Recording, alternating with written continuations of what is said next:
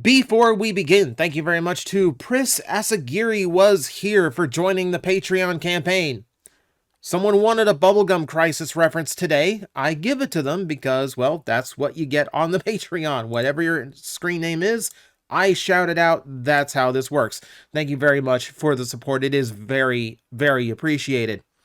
So today it is time again for a tier list, and this time we're going to be focusing on the female villains of the franchise.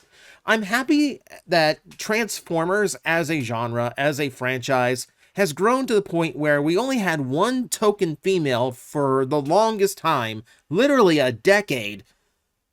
But now we've grown to the point where not only can I have a tier list of just females, I can have a list of just female villains. We have selected 20 ladies who span the evil genre, the evil spectrum, from mildly evil to,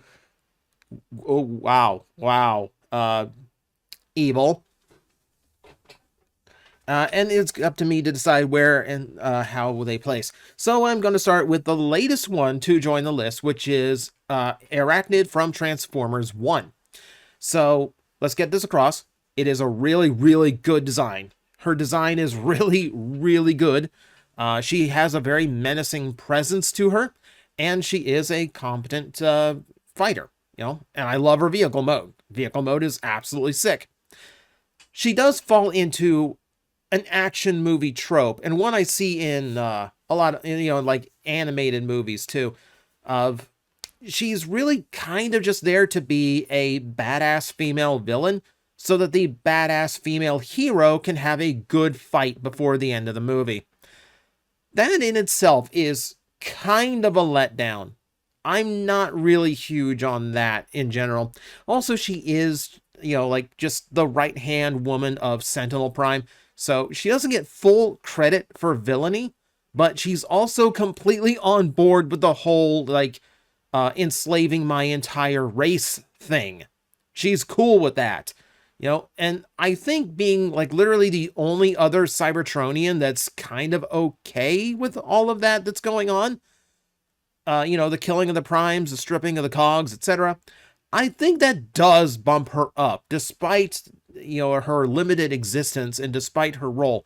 That alone does bump up her evil quota. I went for quota and ratio at the same time, and it didn't work. Point being, I'm putting her up in premium, though she'll probably end up on the lower side of it. She's getting a little bit of a boost because her design is so cool. Similar to Prime Arachnid, this one definitely has a little bit more development. She acts as a lead villain in the episodes she is in. She is appropriately creepy. She is, for a little bit, a foil for RC to fight, so she almost falls into that trope. But she does increase her villainy by just standing out really well and being a little bit more unique. For instance, we have vampirism later. We have Insecticons that are subservient to her. She does menace all of Autobots and then even menaces Decepticons for a bit. So she definitely has an edge on the previous character. Keep in mind, we are judging these based on the quality of the character. The toys do not factor in, okay? So yeah, she has one of the worst toys in Transformers Prime, but she has one of the better characters. I really think Arachnid is underrated. I'm really glad they put her in 1, though I'm still waiting for her to get a decent toy. Either of them at this point. All right, moving on to Antagony. So behind the pun, what do we have? She's essentially a Herald of Liege Maximo, which does make her, fairly powerful as a combatant. She is similar to Inferno in that she is kind of insane and very sadistic. Though in her case, it's because she is completely invulnerable to pain. She just feels no pain whatsoever. So when she is inflicting pain on others, it is out of fascination, an attempt to actually understand what that pain is, which makes her sadism just that much more twisted. Now, again, she falls into, second in command to Shockeract, so I can't put her, all the way to Holy Grail. And ultimately, she doesn't accomplish too much in fiction, and she doesn't have the presence that the Arachnids have. So I'm going to bump her down to retail for that. But still, interesting character concept. Like, fascinated with pain because you've never experienced it. That is twisted. That's kind of twisted. I will actually go with that. We are moving into our Blackarachnia portion, and we're starting with the animated one, and I don't think there's a question here. That is a top-tier villainess. She is a threat to any Transformer up against her, Autobot or Decepticon alike. She runs her own agenda, and she has that tragic backstory to her that kind of gives her villainous nature a little bit more credibility. I like that kind of fall from grace villain where, yeah, she is absolutely right in what she is doing. It's kind of a misunderstanding, but it's still like, I understand where she comes from. That type of character.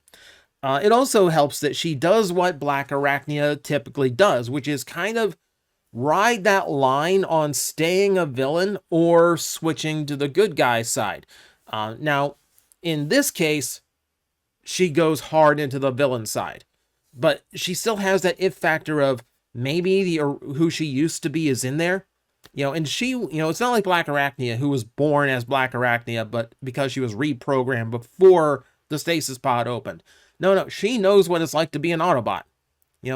So there's more reason for her to sway back, but she leans into the villainy. I would, absolutely put her at the top. Very, very strong villain. But the original Blackarachnia, we do acknowledge, does have a redemption arc to her. And once we get into Beast Machines, there is no doubt that she is a Maximal. She is a, I was going to say good guy, but then that doesn't apply. Female. Good girl. No, that sounds weird. That's inappropriate. No, she's a pro tag. She's a pro tag by the time we get to Beast Machines. But when she is a villainess, she does play a really good role. Like the previous Blackarachnia, I guess the previous in this list. She does ride that line of not knowing which side she's going to jump to. By the end of, once we get to season 3, that decision's made. She goes hero, keeping a lot of the bad girl tendencies. But she is a very competent villain herself. When you get to like the trigger and she has this grand play that nearly wipes out the Maximals. She got, I would say, even closer to Megatron than Megatron did to having like an ultimate power style weapon. So good on her. When she is out to survive, she is extremely threatening as a villain. I can't put her like terribly high because she does have a redemption arc, but she is still very good in the villainous role.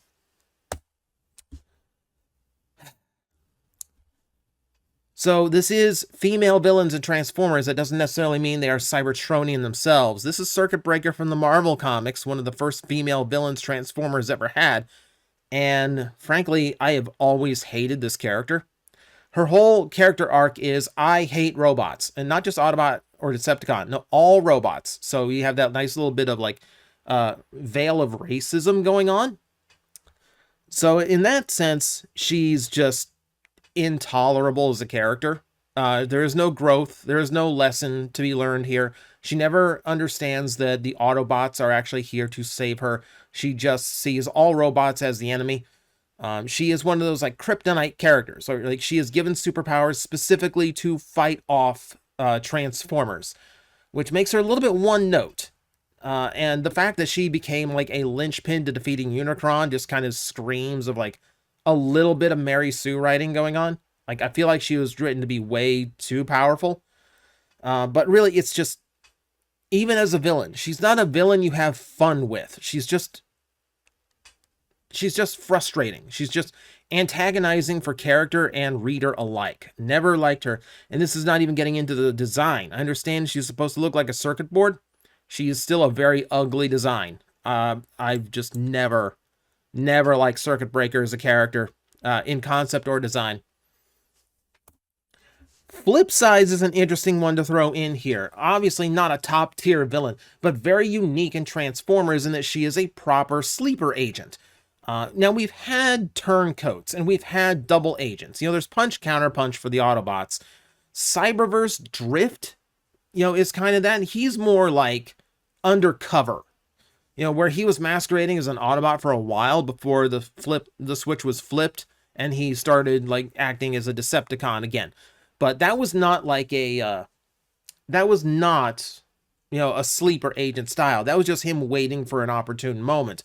This is proper sleeper agent, where Flipsides does not realize she's a Decepticon. She is so thoroughly brainwashed into believing she's an Autobot until the timer goes off. That's unique in Transformers, and it's something that like, why don't Decepticons do this all the time? Why isn't this always a Decepticon thing?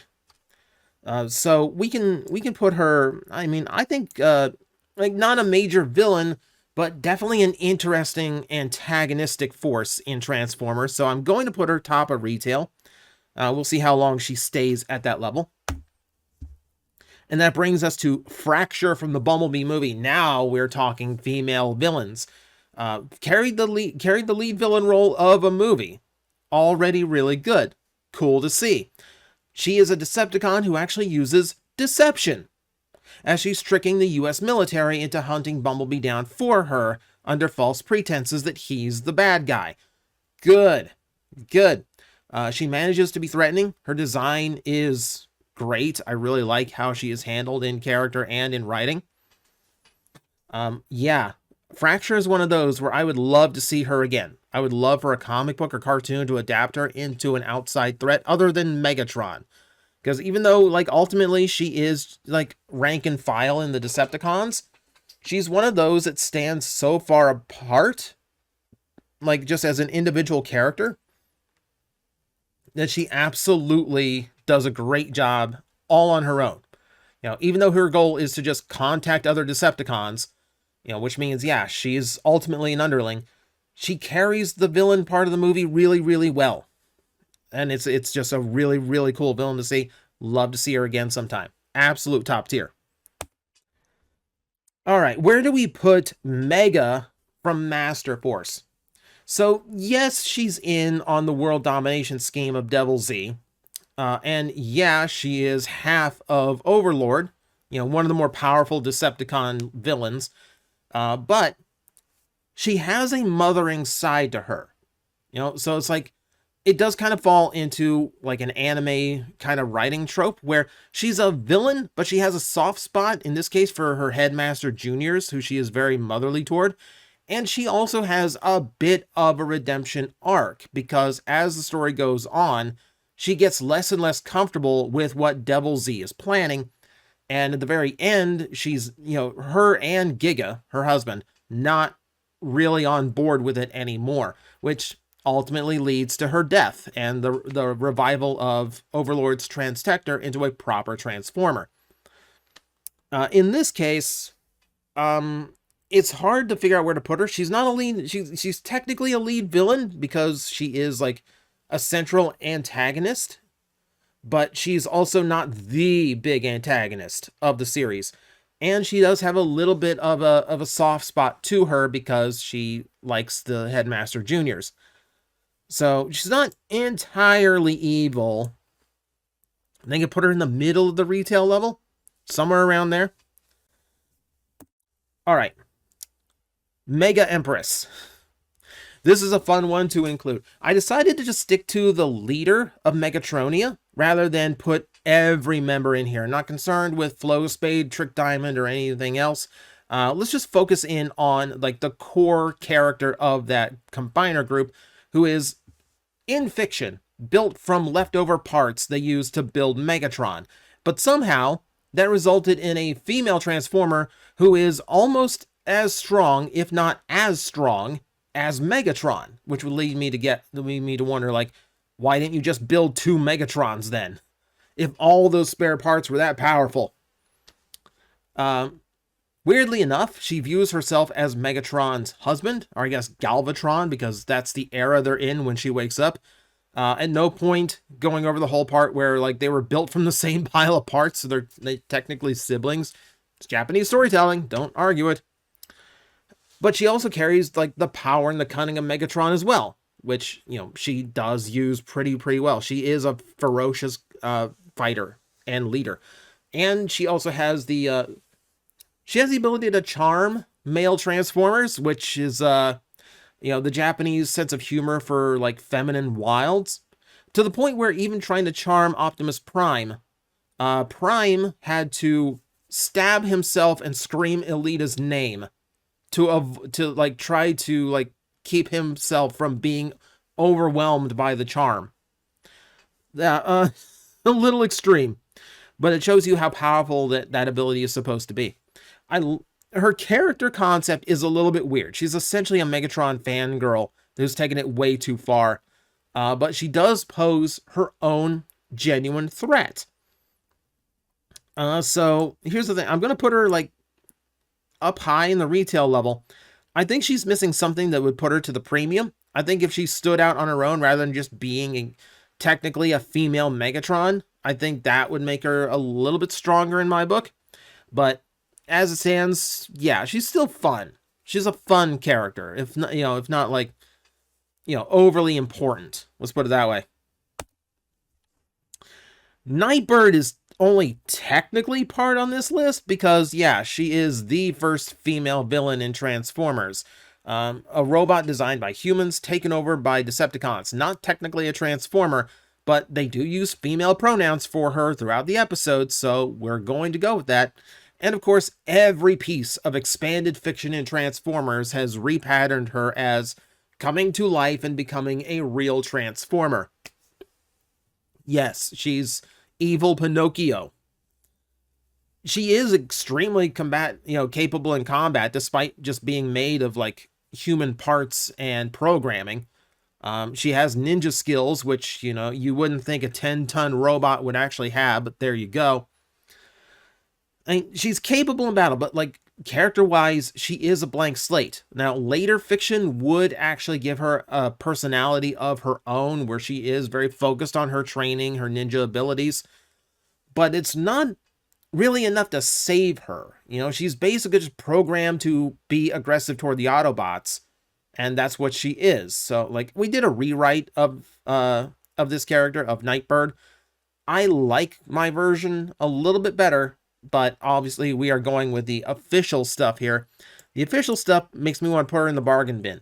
Cool design, really skilled fighter, but blank character personality. She is not a character technically. She's technically an autonomous weapon. In that sense, it's kind of like calling like the Metal Gear Rex or Metal Gear Ray a character. They're really not. They're programmed to be antagonistic toward whatever they're shooting at, and that's kind of where Nightbird stands. Okay, Nightracer. On here, mostly for historical value. So, Nightracer is the very first Transformer marketed as a female for the toy's release, in a very, very early BotCon exclusive at that.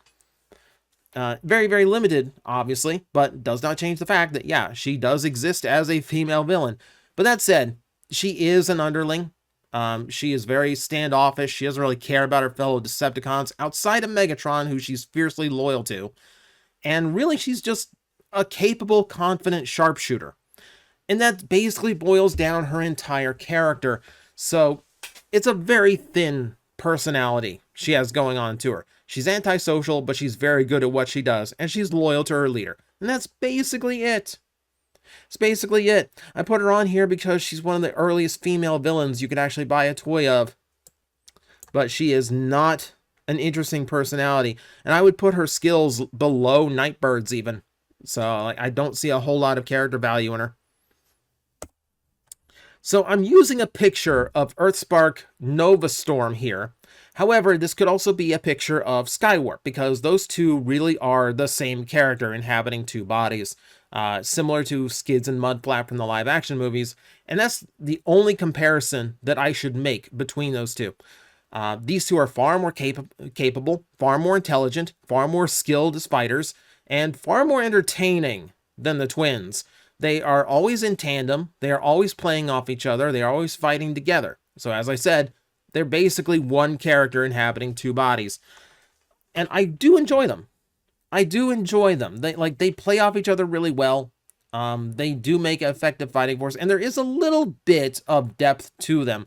As in season 1, they were genuinely just concerned with who's got to give us our best chance at survival. So originally, like, they were working with Mandroid because, he was the one who was giving them energon and, allowing them to survive. There was a point where they even considered, like, joining up with the Autobots because it was such a raw deal to be stuck with Mandroid. As soon as Starscream came about, they went too, because they were thrilled to actually have a leader figure. And now it's Shockwave. It's Shockwave currently in the cartoons, and we don't know where they are at the moment as of this video. They are fun. They are good. Obviously not major villains, but I think in just like being fun, interesting characters, I think I want to put them about there.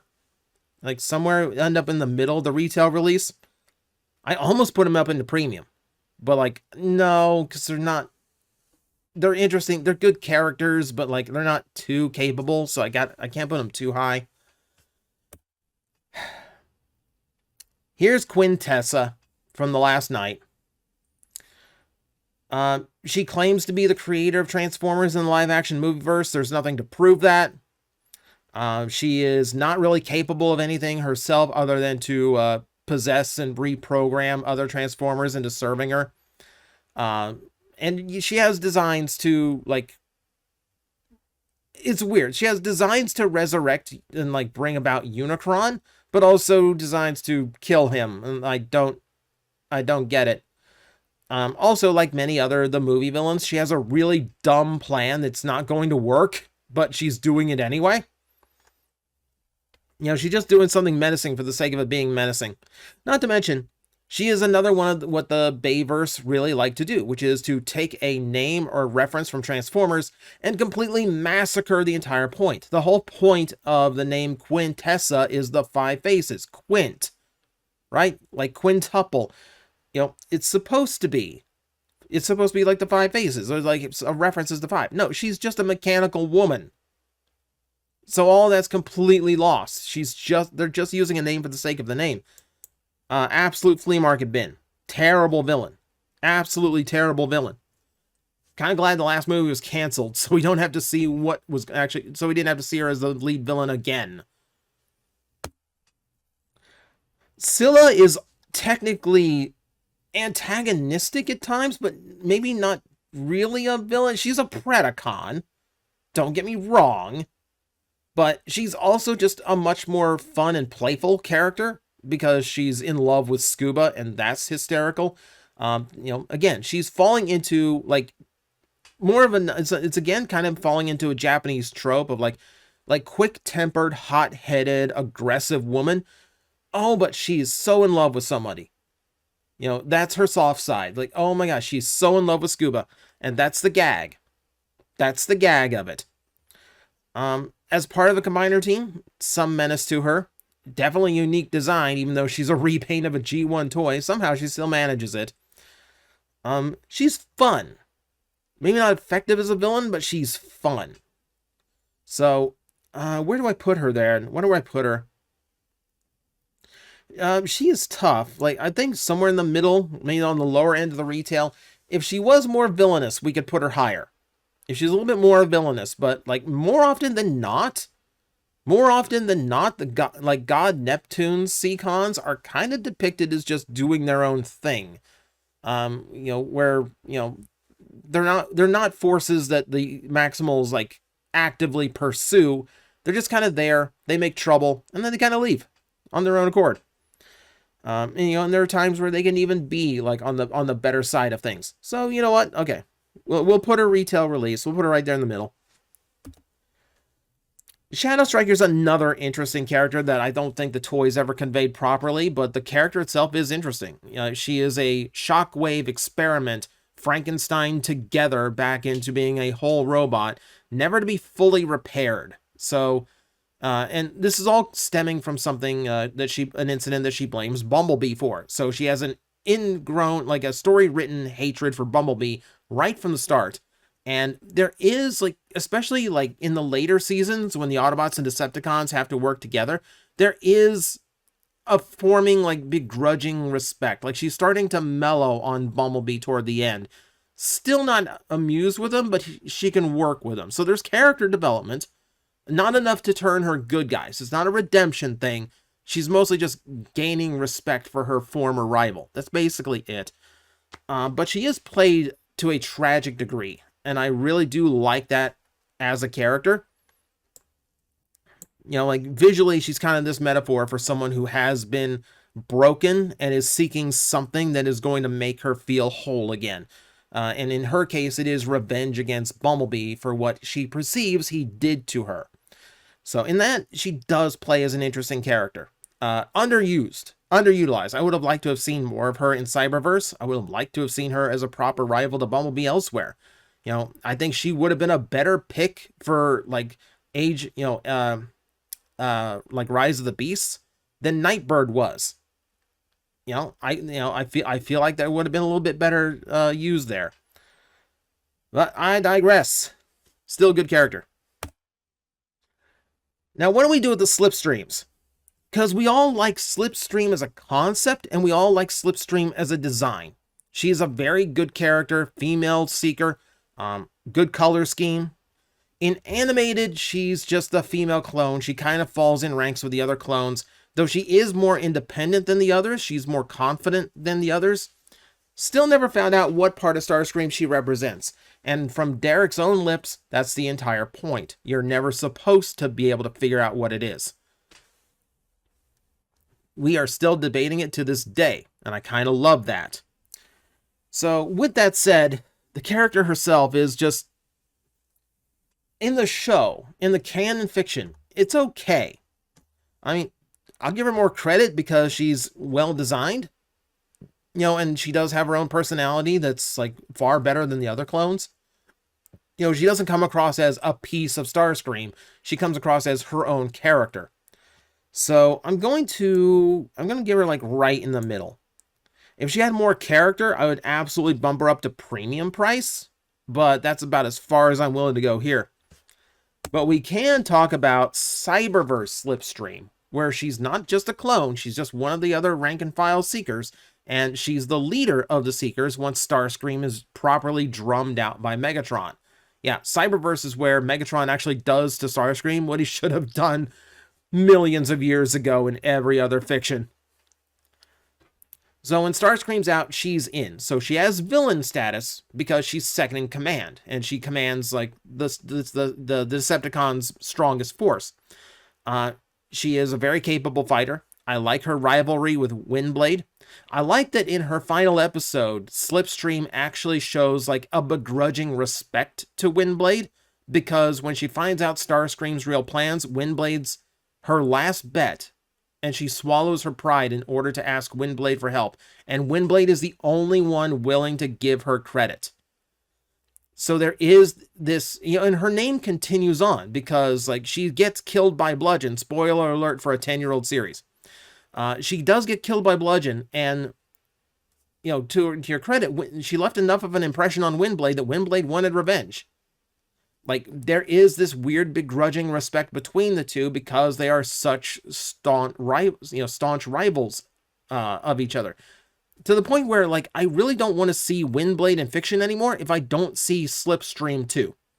Like, I would love to see them, like, have that dynamic again and actually keeps them both alive long enough to play off of it more. I would love to see that develop further. Yeah, Cyberverse is like low-key, like a really good character show that a lot of people did not give enough credit to. We're going to do a whole video just to show you that like Cyberverse actually did a few characters really, really well, and I want you to know which ones. But that comes later. Right now, we're still focused on a tier list, and we move to the fan favorite Strika. Okay, so Viacon General commands one of the stronger battalions with like I can't like the assault drones, I believe. And she is supposedly a former great general, and in early episodes she does actually show that yeah, they have a very strategic capability to them, both her and Obsidian. She poses a little bit more threat, and there is character to her, because when Megatron's out of the picture, it is shown that, yeah, like, they really aren't loyal to Megatron, they're loyal to Cybertron. And at the time Megatron was Cybertron, that's why they were loyal to him. They were completely okay with siding with the Maximals when it seemed like, yeah, like, this is what's best for the planet. And then switching back when Megatron showed up again. So there is something interesting about there. I think they would have been more interesting, her and Obsidian, if we actually found out who they used to be. So we could have seen just how far they had come as characters, going from, you know, great generals in the wars to the Viacon generals. But I still really like her. Like, I wish she had done, I think they could have done a little bit more with her. But I like her enough to put her top a retail release. You know, it's just the only thing that's really lacking there is just, yeah, like, she came into the series so late, I don't think they really got to play with her enough. And we end on Thunderblast from Cybertron. I will admit, again, not a character I'm really that fond of. So she also kind of falls into something more of like anime tropes, you know, where she's not afraid of using feminine wiles. She is overtly female in like a stereotypical way at times. Very stereotypically anime girl at times, let's put it that way. But her main character point is she's attracted to power. You know, like, whoever is in the most power in the Decepticons at the time, that's who she is infatuated with. So it goes from Starscream to Galvatron. And once Galvatron shows up, she's just like single-minded. Single-minded. You're like, yes, sir, Galvatron-sama.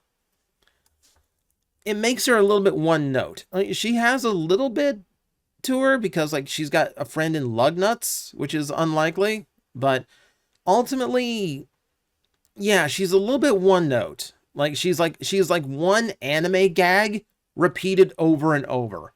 And I'm not terribly thrilled with that. Yeah, I'm putting her low. Yeah, I am putting her low. Yeah. That's just my opinion. In fact, this whole thing is my opinion. So my list is probably very different than yours. Your favorite might actually be very low on this list.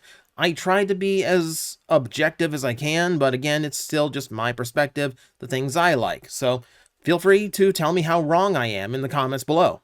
And as always, I will see you next time. You've been waiting a long time, haven't you? But the wait's almost over. You're about to meet the brightest star in the universe. We're going to make an impact.